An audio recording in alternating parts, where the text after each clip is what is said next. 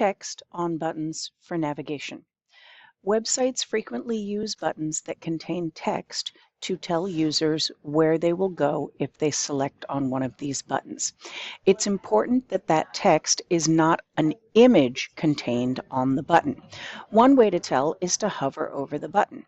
If you see some sort of a pop-out repeating the name or going into more detail as to where this menu item, where this button will take you, that indicates that the text is not a part of an image. Another option is to use the hover speech option here in our read and write tool. And when you select that and hover over the button, is it able to read you the text contained within the button? Student Intro to Digital Tools. Google Workspace. Here we see another website where we have text that is an image contained in the button. When I hover over it, I don't get any sort of pop-out that tells me what this says.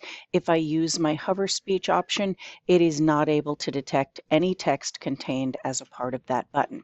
However, this meets accessibility requirements because there is a link contained underneath that does have the text for exactly where I will go. For example, if I select the button that says Leadership, I am taken to a website for leadership professional development and resources. If I select the link underneath, I am taken to the exact same website. So the fact that the text contained within the button is an image, it still meets accessibility because there is surrounding text that tells me exactly what this resource is.